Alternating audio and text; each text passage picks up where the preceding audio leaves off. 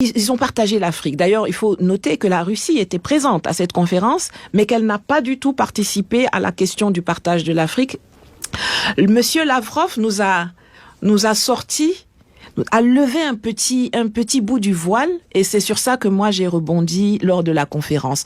Lorsque récemment, dans de récentes interviews, le ministre des Affaires étrangères russe a par exemple dit que monsieur Borrell et monsieur Le Drian étaient venus le voir.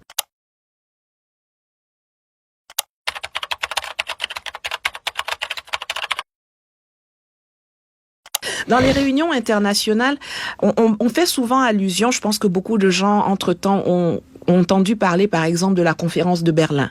Ce qu'on dit à la conférence de Berlin, l'Afrique n'était pas présente. Donc, des gens se sont assis autour d'une table et ont décidé qu'ils allaient se partager l'Afrique. C'était en 1884. 1884, ça a duré jusqu'en 1885. Ils ont partagé l'Afrique. D'ailleurs, il faut noter que la Russie était présente à cette conférence, mais qu'elle n'a pas du tout participé à la question du partage de l'Afrique. Elle a dit ça m'intéresse pas. C'était les puissances coloniales de l'époque qui étaient là. L'Afrique n'était pas là-dedans, mais la Russie y était. C'est ce que j'ai dit lors de ma conférence. Ils étaient dans la salle. Ils n'ont pas pris un seul morceau du continent, ils ont dit ça ne nous intéresse pas, ça ne nous concerne pas, mais ils savent ce qui s'est dit là-bas. Quand ils ont été à Yalta pour créer l'ONU, l'Afrique n'était pas là. C'était les vainqueurs de la Deuxième Guerre mondiale qui étaient là. Donc, quels sont les accords il y a ce qu'on voit, ce qui est écrit dans les statuts, mais comment s'en est arrivé là? Quelles concessions ont été faites? Lesquelles n'ont pas été faites? On ne sait pas. Monsieur Lavrov nous a levé un petit bout du voile, et c'est sur ça que moi j'ai rebondi lors de la conférence. Lorsque récemment, dans de récentes interviews, le ministre des Affaires étrangères russe a par exemple dit que monsieur Borrell et monsieur Le Drian étaient venus le voir lors d'une conférence pour lui dire que mais il faut arrêter de soutenir le Mali et d'envoyer des gens au Mali. Le Mali, c'est chez nous. Alors, quand le ministre des Affaires étrangères russe nous dit ça s'est pas passé devant les caméras, c'est dans les couloirs de l'ONU, c'est dans les couloirs du FMI, c'est dans les couloirs du G20, etc., que ce genre d'accords ou de tractations se font. Certaines fois, les partenaires disent OK, on vous laisse faire, mais en contrepartie, vous venez pas nous embêter du côté de la Syrie, du côté de l'Irak. Il y a des tractations qui se font. L'Afrique n'est pas là. Quelles sont la teneur de ces deals qui se passent loin de toute l'attention médiatique? Si on dit qu'on est aujourd'hui des alliés, qu'on subit les mêmes problèmes, alors je pense qu'il faut qu'on puisse se dire la vérité et que ceux qui ont l'information viennent nous la communiquer pour que nous ayons des armes encore plus scientifiques pour démonter le narratif que l'on essaye d'imposer sur l'Afrique au monde. Vous voulez aller chercher de l'argent, chercher de l'aide ou des fonds auprès du FMI ou de la Banque mondiale, vous n'avez aucun problème. Je vais prendre l'exemple de la Centrafrique. La Centrafrique est le meilleur élève de la Banque mondiale dans la zone CEMAC. Ils appliquent les décisions, ils font les rapports, ils font tout. Mais bizarrement, on ne leur donne pas les moyens de compter. On ne récompense pas la bonne attitude. Pourquoi? C'est parce que par derrière, la France va et parle dans les couloirs aux autres administrateurs, ceux qui donnent l'argent, en leur disant non, mais eux, il faut pas, etc. Et c'est pour ça que ça ne marche pas. Il faut qu'on arrive à mettre ce système sous-jacent, ce système insidieux, pervers, parallèle. Et c'est un système qui est inscrit dans les statuts du FMI, hein. Article 31G de mémoire des statuts de création du FMI. Vous allez le regarder. On dit, parce qu'ils ont été créés en même temps que l'ONU, hein, que les territoires, la puissance coloniale, celle qui a des territoires, des colonies, etc., c'est elle qui parle à la place de ces... Oh non. Ils continuent de perdurer. C'est pour ça que je dis, il faut détruire chacun de ces systèmes. On peut pas dire qu'une réformette puisse changer quelque chose. Il faut carrément réécrire de nouveaux statuts. Ça reflétait, le modèle qui existe aujourd'hui reflétait une réalité politique de 1945. Elle n'est plus du tout la réalité politique de 2023. Il faut avoir le courage de le dire. Il faut avoir le courage de se dire que ce n'est pas si on donne un siège au Conseil de sécurité à l'Afrique que ça va changer quoi que ce soit. Ça va rien changer du tout. Certainement. Ça ne va rien changer du tout. Le fonctionnement du Conseil de sécurité doit être revu. Les rapports de force du Conseil de sécurité doivent être revus.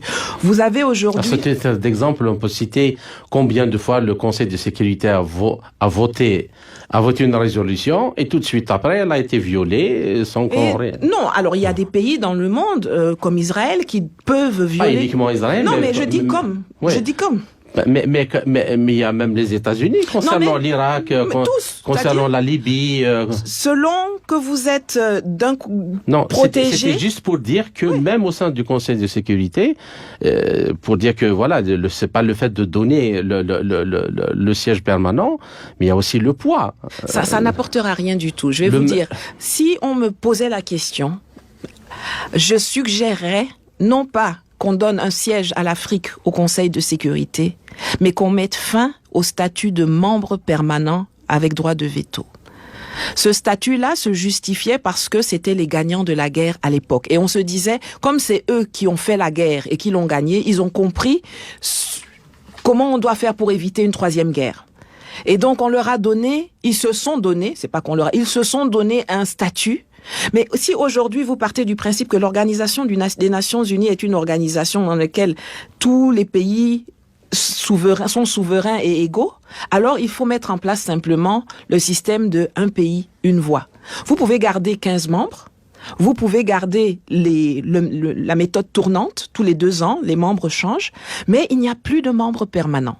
C'est-à-dire que vous pouvez arriver à un moment, à un jour où vous avez le Conseil de sécurité qui n'a ni la France, ni la Chine, ni la Russie, ni le Royaume-Uni, ni les États-Unis qui sont membres du Conseil, mais vous avez des pays qui sont là, vous avez la Namibie, vous avez le Liechtenstein, vous avez je sais pas quoi, qui sont dedans. Et si les grandes puissances, entre griffes, ont envie de faire pousser des dossiers, eh bien, ils devront utiliser de la négociation, ils devront utiliser de la conviction et non pas imposer. Et puis, il n'y a rien qui se passe. Donc, il faut qu'on soit un peu plus créatif et il faut qu'on assume qu'aujourd'hui, les États-Unis, ne pèsent pas plus que Vanuatu. Au sein du Conseil de sécurité, on est tous des pays. On est tous des pays indépendants, soi-disant. On relativise un peu, mais sur le papier, on est des pays indépendants. Donnons-nous les moyens de réécrire toutes ces institutions. D'accord. Vous avez aussi évoqué une question que j'estime extrêmement importante, c'est celle des archives. La confiscation des archives. Et pas uniquement ceux de la colonisation. Même ceux qui ont, d'avant la colonisation, ont été confisqués. Je prends l'exemple, par exemple, de l'Algérie, dont je suis originaire. Même les archives de la période ottomane, qui n'a rien à voir avec la présence française, ont été confisquées. Est-ce que ce n'est pas une façon de confisquer la mémoire? Absolument. Et faire en sorte des gens qui ne connaissent pas leur histoire, des objets faciles à dominer. Mais absolument, le fait de méconnaître son histoire vous place dans la position de la voir se répéter à l'infini. On vous ampute de connaissances qui expliquent pourquoi les choses sont arrivées, comment elles sont arrivées, quand elles sont arrivées, par qui elles ont été exécutées. Vous ne savez pas. Donc, on peut venir vous raconter tout et remettre en place les mêmes mécanismes à l'infini. Vous ne le saurez pas. C'est quelque chose qui est extrêmement violent, je trouve, et extrêmement condamnable. Et c'est pour ça que si les puissances coloniales, dans les diverses parties du monde, comme vous dites, c'est pas seulement en Afrique ou en Afrique subsaharienne que ça se passe partout et ça se passe à différentes époques. Mais ceux qui ont les archives ont le devoir de les rendre publiques et accessibles. Et pas de la façon pernicieuse et vicieuse dont le fait M. Macron.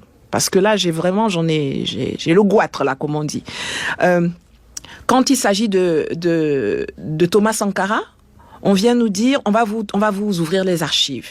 Et puis, on transmet des cartons d'archives, mais on dit, mais les derniers cartons, là, non, c'est à l'Élysée, on donne pas. Donc, c'est eux qui choisissent ce qu'ils veulent bien nous donner. Dernièrement, il est venu au Cameroun et il a dit, on va mettre en place une commission qui va aller étudier les crimes coloniaux ou la période coloniale. Et puis, il rentre à Paris et il met en place sa commission mixte, mais tout seul. Et il désigne à la tête de la commission, pour la France ou du côté français, une chercheuse historienne. Et pour le côté camerounais, il désigne un chanteur. Bon. Qu'est-ce que ce chanteur va pouvoir apporter dans le débat, la recherche historique sur les crimes coloniaux? Je ne sais pas. Quand le New York Times fait toute une série sur la situation à Haïti coloniale, la dette coloniale française, la dette odieuse française sur Haïti, ils se sentent obligés, c'est des choses dont on parle depuis longtemps, mais comme c'est le New York Times qui a fait toute une série dessus, qui a mis des chercheurs, des journalistes et tout ça, ils sont obligés de réagir. Ils vous disent, bien, on va mettre en place une commission, c'est nous qui allons choisir les chercheurs et les personnes qui vont accepter pour étudier cette question. Non, ce que nous demandons, c'est de rendre publiques les archives.